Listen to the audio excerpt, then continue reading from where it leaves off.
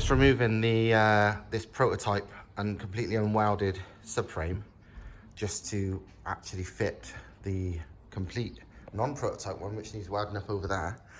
And this shows how strong it is even without welding. Obviously everything is done like a jigsaw, but look, it's not welded and it's holding itself together, hanging from one bolt and a few cable ties. It's all its weight on one bolt and it still doesn't come apart. It's just... And speaking of weight, people always asking how much is it going to weigh. Yeah. You're going to weigh it in about a couple of hours? Yeah, a few hours, we'll weigh it, yeah. We know roughly, but yeah. But yeah, look at... One bolt. One bolt. No shitting.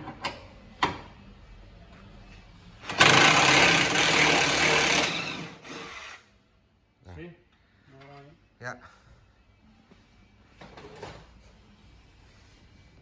Not welded, and it holds itself together with one bolt. No flex, of course. Oh, no. No flex, but not even welded. You can literally pull this apart. Well, you can't unless well, you'd have to find the right first part, wouldn't you? Because it's like a jigsaw. Until you pull the first part apart, nothing comes apart. VR6 now running in the MR2 with a full cooling system. You said you had it running for what, 40 minutes? Oh, no. 40 minutes on the highest. Oh, okay. The thing was opening, closing, closing, but it was even just over 2 hours. Yeah. Absolutely fine. 2 hours running, and you said the fans didn't even really, they didn't come on. Just below the mid. Yeah. Well, that's the beautiful thing about these cars is they've got a hell of a lot of water capacity and a really good cooling system, so they can cool anything. You just got to do it correctly. And obviously the VR needed some slightly fancy pipe work, but apart from to join it, it's all basically standard VR pipe work, nothing fancy. Like we did on the 1.8, but it was good. Yeah, no need to change at the it. same time to get up to 10 as a 1.8. Yeah. Pause at 10 there, answer 1.8, I'm surprised. Yeah. But it's gonna require more cooling this, no? Yeah. That's the thing, they seem to have so much excess cooling capacity in these cars to set up, you know. But yeah, all connected, nothing fancy needed. That goes to the header tank. It's actually really neat.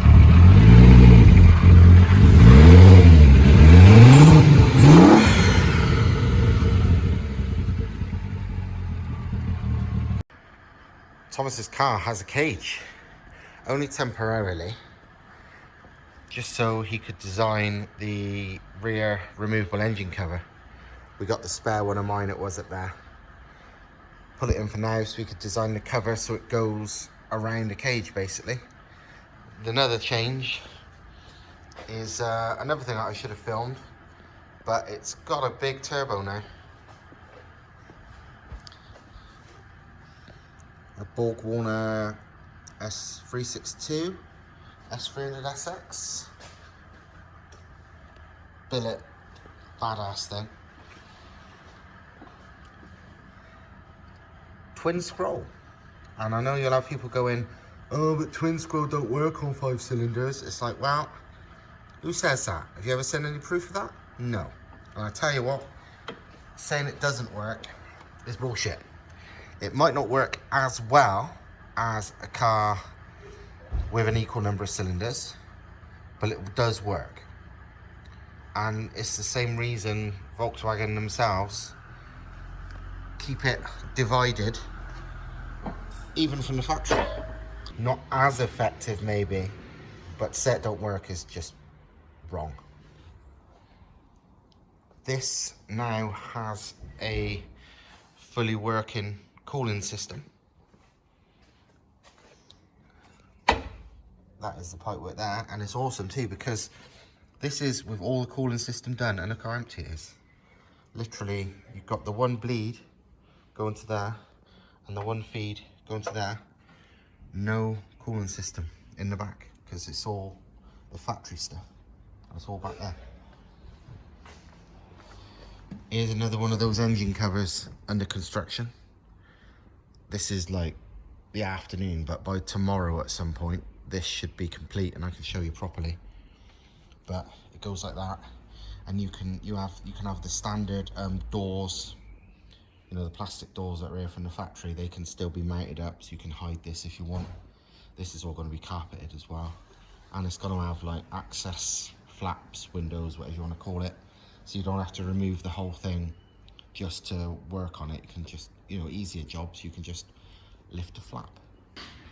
I wanted a drag spoiler for the car, partly to anything to help straight line stability at high speed, and partly because I think these cars got a fat ass. And I was going to make a custom one out of aluminium, you know, like drag cars use, but that's work and money. And then I did this.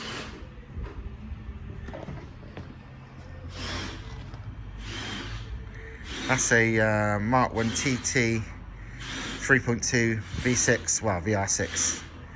It's a spoiler off one of them, which is basically a standard TT spoiler with like the gurney flap, like a RS500. And it turns out it's pretty much a perfect fit on the back bumper of a Mk3 MR2.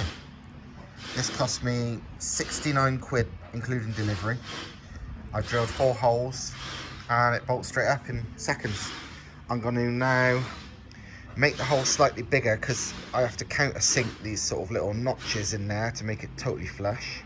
And also I'm going to paint the blue bit silver. But overall, badass. Really, really pleased with what it looks like. That's what I wanted. I wanted drag style with a gurney flap, and this coincidentally is exactly that. Because this would normally stick up higher at more of an angle on a TT, but I wanted it flat. I wanted the drag style ones, so the fact it sits where it does on an MR2 is actually what I wanted. In other news, the car is actually complete. Harness is in, seats in, everything is. Literally all that's left is to set the gear linkage and bleed the brakes, and hopefully me and Thomas do that later if I don't forget before he goes home, because I always forget. And then this can go and get driven, at least test driven, to make sure nothing falls off or catches fire. But yeah, honestly, it's done. Interesting parcel has come for me. As you can probably tell, it's a boost gauge. But as you can also probably tell from the writing and the packaging, it's very old. Don't know when it's from. Tell the truth that you broke into a museum. Yeah, I broke into a museum and stole this. No. Yeah, this, I mean, that 59 might well be 1959. I mean, look at how old the writing looks and all that. This is another one of my ex-RAF surplus parts. It's a boost gauge. So, yeah, this is from the piston engine days of RAF aircraft. And it's never been used or opened. So, I guess I better open it. I feel bad this, because it's got all the cool labels.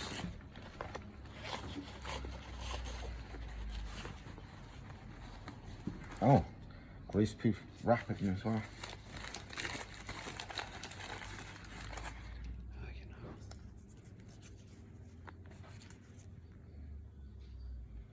And that's mint. Yeah. Says, don't say anything, just says made in England. I want one of these. He's got others. Yeah? Yeah, he bought a batch of them. But yeah, it's fucking proper. Oh, it's even got the fittings still on the end.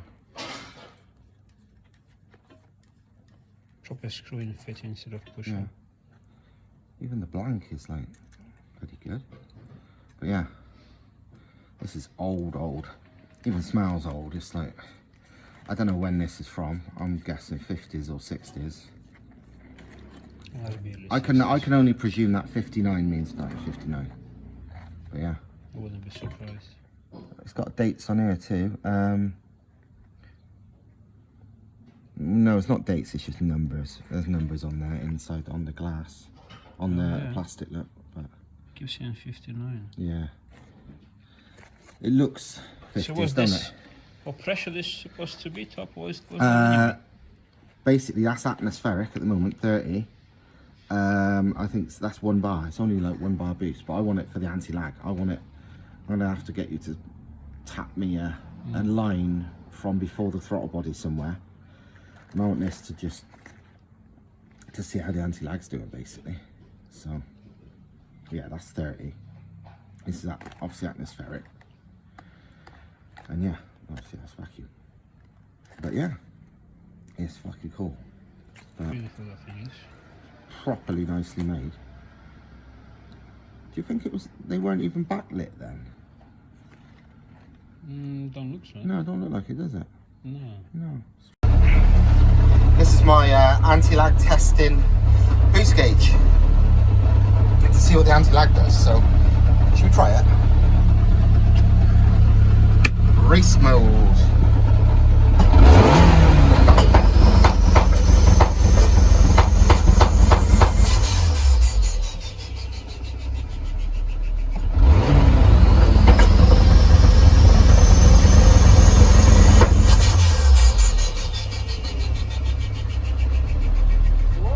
Yeah, that works. Watch.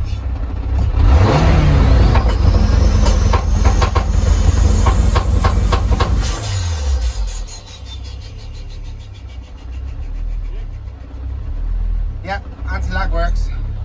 Turn race mode back off now. Oh, just to show you that I'm not on the throttle or anything when I'm doing this. Right, and so race mode, which is anti-lag, then I just have to go full throttle to activate it.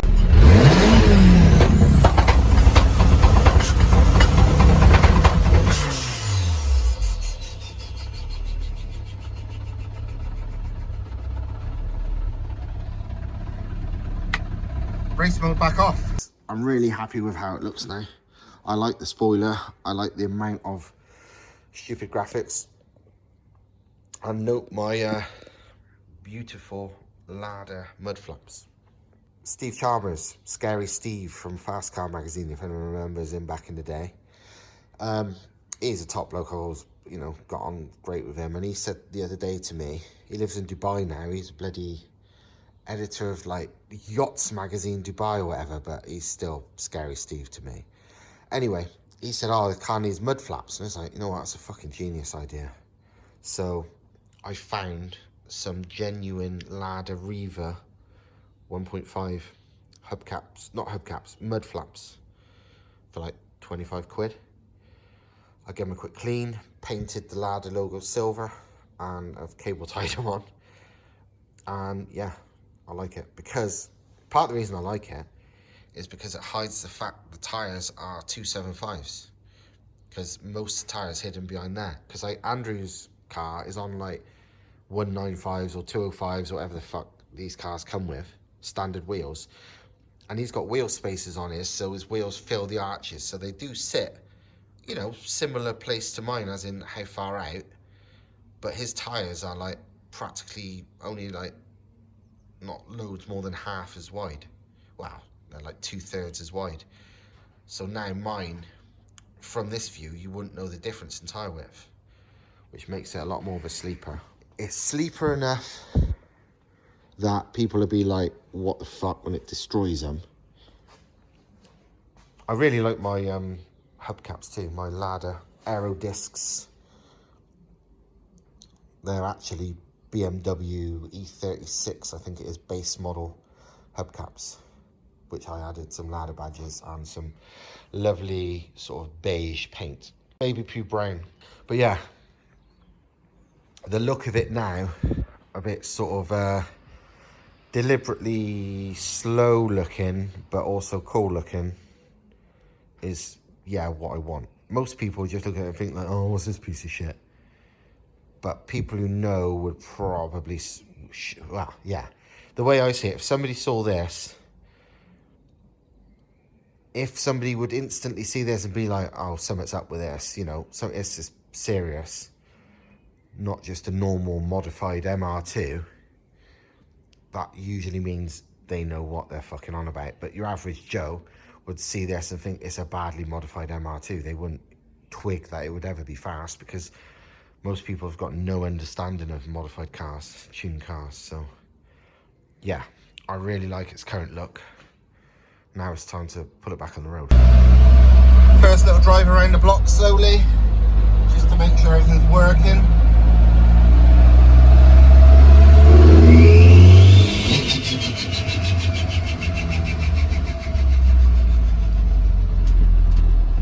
Make some turbo noises, that's for sure.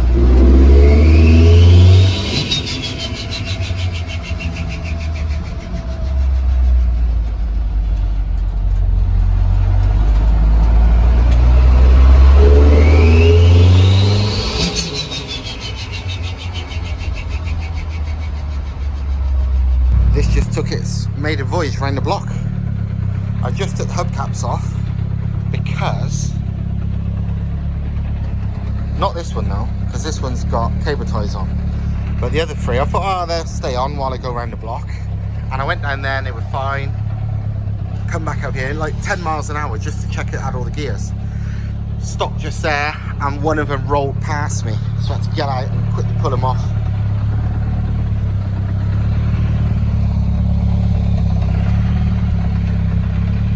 But it does look really good without the hubcaps, but it's to take the piss, isn't it? So I'm leaving them on. There they are. I know you prefer it on, but it doesn't mean as fuck. But I also like taking the piss. So it can live some of its life with them on, some of it off, whatever. If you wondered how, or even if, you can do the MR2 engine swaps, 180 at least, without a lift, yeah, you can. You do it this way. You undo everything, drop the car. I mean, I've dropped it onto this trolley, but drop it onto whatever you want on the floor if you like, and then simply lift the car over the engine. It's really that simple. I mean, we're doing it on a wonky driveway because there's no room in the workshop. This is Andrew's car. We're just changing the engine. But yeah, this is how you do it. You just literally use a rope, tie it to something, and lift the car over the engine. Easy peasy. So yeah, that's why quite a lot of people have done these swaps on their driveway, because you don't need a ramp or anything, and you certainly don't put it in from the top.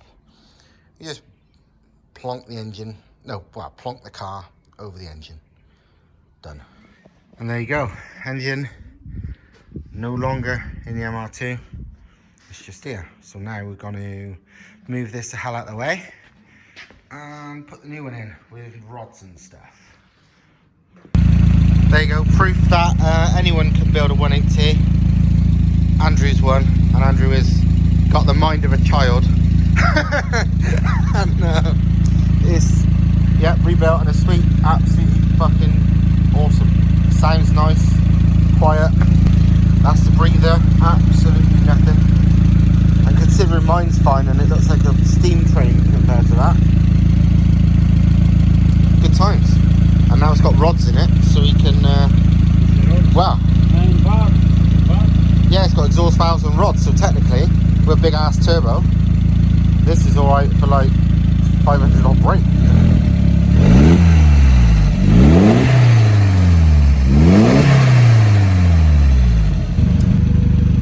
As much as I love my big power one, every time I see and hear a real basic standardish engine one like this, it's like, it's bloody good for very little time and money and effort. It even sounds great.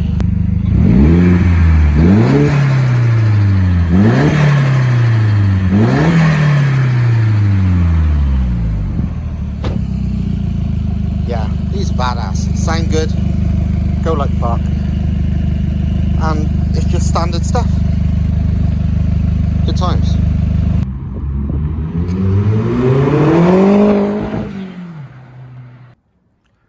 Thomas has finished the first of the production spec subframes, and wow, it looks absolutely amazing. Jigsaw, TIG welded jigsaw. Look at the colours. That's pretty badass.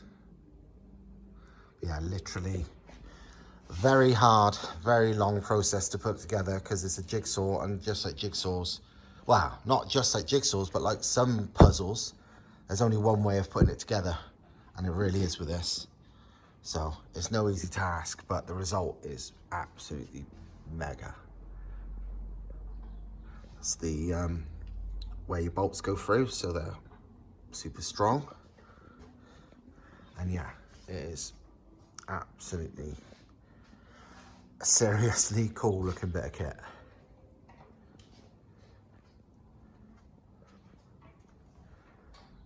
Pre-orders are available now. We've said 850 quid on the pre-order, which in hindsight, because we're kind of good at doing this, is a mistake. It should be way more, because this is like 2 solid days for Thomas to even make this. So the non-pre-order price, so after the pre-order's over, will be best part of double. Like, you know, we are talking like 1,600 odd quid, which is kind of understandable for this, because 1,600 odd quid won't even get you a nice set of wheels these days. So, but yeah, this is proper. Another little thing worth showing on these cars is how easy it is to remove the subframe. It's literally undo the 4 arms, undo the 4 bolts, undo the rear mount, and it just comes out. Simple as that. This is my car, by the way. That's my subframe. Are you making a video? I thought you took into me. No. Sorry, I'm making a video. No, I'm not. Hold on. Yeah, I think you know how to get rid of a subframe. No, I'm making a video just to show them this. And yeah, I don't know if you can see in the holes. Hard to tell. You see the orange show. That's what I mean about these things rust from the inside out. My subframe is very good condition as these subframes go. Like, real nice. But it looks it from the outside, and oof, who knows from the inside, because, well, you can see they rot from the inside out, and the water gets in, and yeah, it rots in there, and it rots everywhere, and it's just, I mean, look at this as well. I painted this in like rust proofing paint, and it's never been out since I did that. This was like sometime late last year. The car hasn't been on the road since then. It's been in a dry workshop, and just the moisture in the air is enough to still do that to these things, because they are just rust prone. It's just what they're made of. It's like when you know, like, well, everyone knows like old Italian like Alphas in the 80s and stuff like that, how quickly they rusted, like no matter what. And because if you've got not very good metal, it rusts easier than good metal full stop. And this ain't no good metal. These cars aren't rusty generally. They're quite good, well-made cars. But the subframes are not a premium product, that's for sure. Part of the reason these standard subframes rust so badly is not only because there's almost no rust proofing on the outside at all.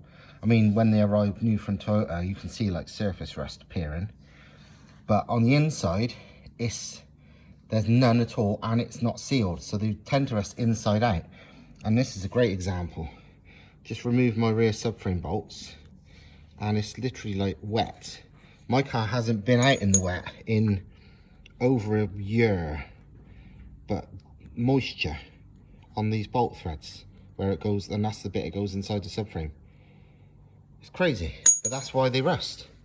These come out really nicely, because to be honest, Toyota nuts and bolts are really good, and they are quite rust proof as they go, but the subframe is not. And look at that. Yeah, so that's why your subframe gets knackered, and that's why often your subframe looks good until it's got a hole in it, because it goes inside out. So now you know. Thomas is about to fit temporarily the badass new subframe to my car, so we can check a few things, test a few things, film a few things, and yeah, Mostly having fun. Original versus amazing one. And yeah, the weight difference is it's not quite double, but it is more. This is like 8.5. This is 15 and less than 16, but more than 15.5.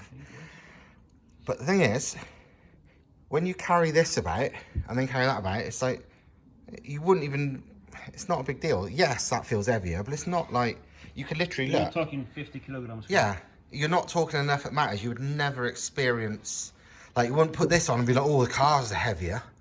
It's like far from it. Look, Thomas isn't bloody world bodybuilding champion, but it's easy to just put it up and down on your own. One hand. You know, one hand. Because these aren't super light. This is, you know, that is awkward, me holding this. But it's light enough, but so's that, you know? It's like, so when people talk about weight, it's like, it's relative. If this car was twice as heavy, that's a heavy car. If a light part is twice as heavy, it's no big deal. The rear subframe's on. And it looks absolutely awesome. Proper chuff with that. That looks amazing. Thing is as well, I didn't realise this. I mean, Thomas knew this because he's been fitting it and, you know, refitting it over and over again to the VR6 one for testing. But because of the design, it's way easier to fit and remove because of the arms. The original one, to give it any kind of strength, because it's made of tin foil, the parts under where the arms bolt up have got like a little plate from one side to the other. It's like, it is like a tin can, but obviously on a thing so thin, it has some effect. But on this, obviously, because it's made of like thick 316 stainless, that part isn't needed, and it makes fitting the arms so much nicer. I didn't even realise that until I went to fit it. But yeah, it looks absolutely bloody awesome. Thank you. No worries.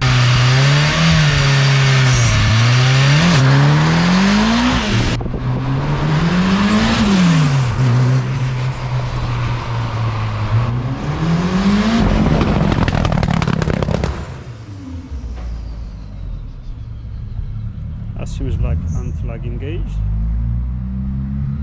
Shame no space to test it properly.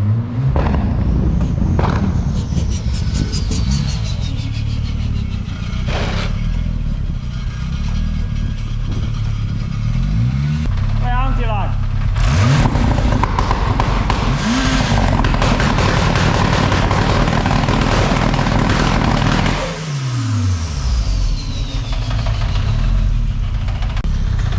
So there's people always ask, that rattle is the multi-plate clutch, because they are... Gearbox. Huh? Gearbox. Yeah, my gearbox is broken, and that's the engine. Someone else said, oh, is your engine knocking? It's like, no, it's a fucking... Yeah, multi-plate clutch and super light flywheel, so it sounds broken at idle. But that's multi-plate clutch and super light flywheel life, so... Right, so that's the car put away. First little drive successful, and now I'm going home.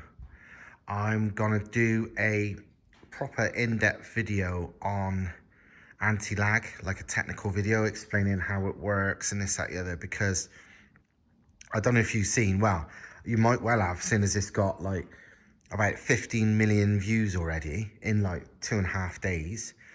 But I put a little clip of like 15-second clip of the anti-lag working in car on Instagram, and it's gone absolutely mental. Like literally people are mind blown because they've never seen anything like that. People are used to crappy two-step, you know, pop, pop, pop, pop, pop, off the lower limiter at a standstill, and they might have seen anti-lag as in cars making the noises, but to most it's just sounds no different to a pop and bang map to them, does it? But seeing the actual boost gauge go to the moon when my feet aren't even on the pedals is,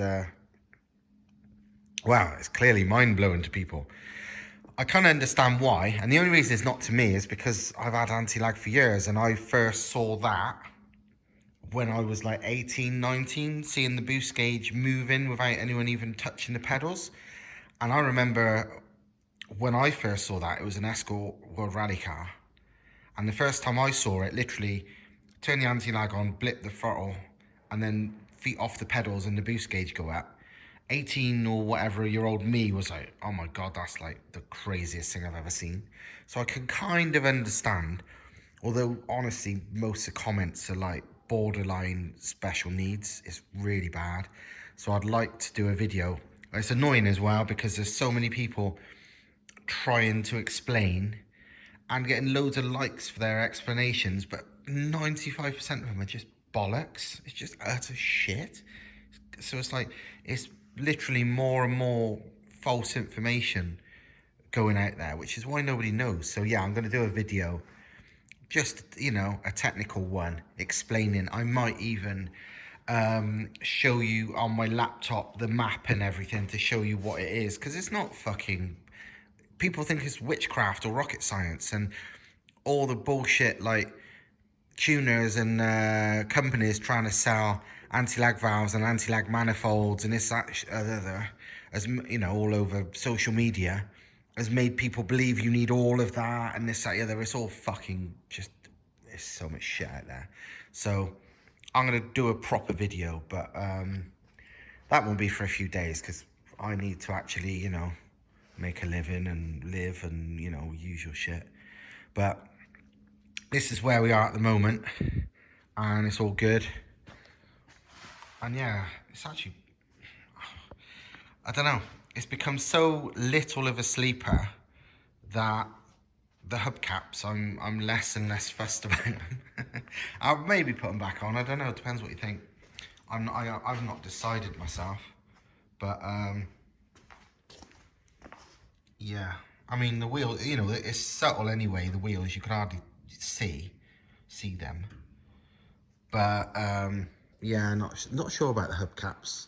They may go on depending on the thing, because like aerodynamic wise, they would be better. So if I was doing like top speed stuff, I think I would prefer the hubcaps, but God knows. I've barely driven it yet, so I need to check everything out. But so far, so very good. So hope you like what you saw. Watch your space, because soon it will be, you know, I'm going to do some proper testing, data logging, get it properly in action, and go destroy some supercars. So see you next time. Make sure you subscribe if you haven't already, because people, again, it's like the all these 8,000 people on Instagram going, can you please make a video? I want to understand how anti-lag works. It's like, well, you better fucking subscribe to my shit then, because otherwise you're going to miss it. So, you know. So, yeah. I think it's 80% of my viewers, and I think it's across the board with YouTube, to be honest, 80% of them aren't even subscribed. So it's like, what the fuck? It's bizarre. But there you go. Anyway, I'm going home. See you next time.